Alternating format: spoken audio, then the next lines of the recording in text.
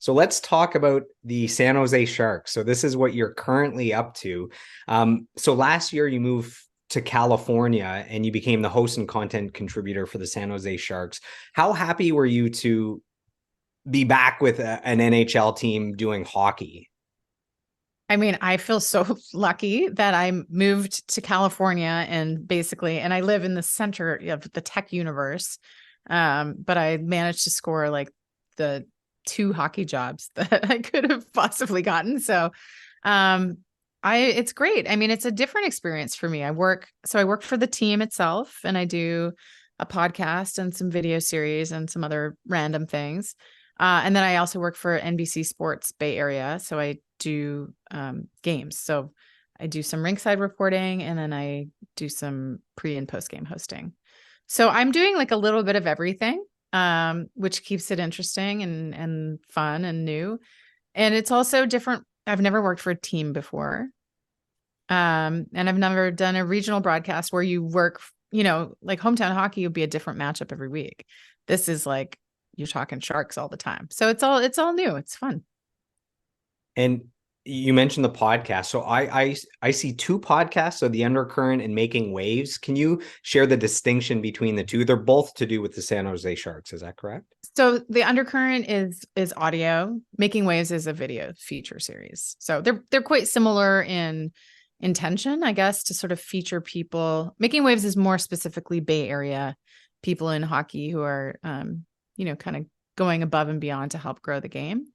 The undercurrent is some Bay Area, some Sharks centric stuff, but also, the greater hockey community. Like this week, I'm going to be interviewing the guys who founded Pride Tape, stuff like that.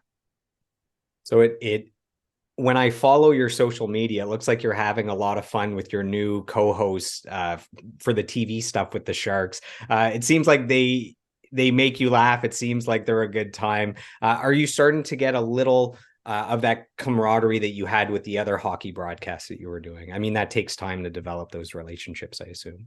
Yeah, I mean, when I do the rinkside stuff, I'm basically alone, right? Like I'm the reporter, so I'm alone. Yeah, the studio stuff is fun and lends itself a little bit more.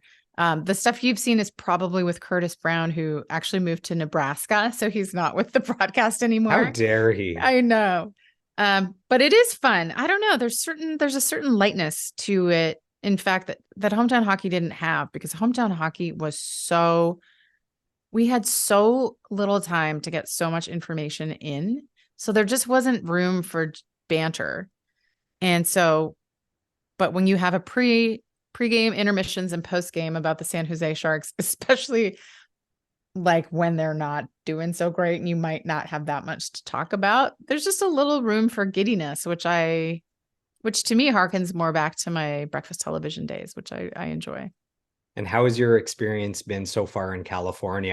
I mentioned to you, I sent you a message saying, I think you're living the dream because in the winter, you can watch a hockey game and you can go outside and get a tan, which is not normal for us Canadians. Yeah, I mean, listen, this is a beautiful part of the world. It's not LA, so it's not, we do have winter. It's a rainy season more than it actually did snow kind of once. It was quite an anomaly. We had a very wet winter and it can get windy and stormy. But there's something in bloom here always. It is the landscape is magical. I do a lot of hiking here. I can go and talk to the redwoods, which I do. It's just having that access to nature is unbelievable. So as far as places to live, yes, it is extraordinary. I mean, I miss Canada. I never thought I would live in the United States. There's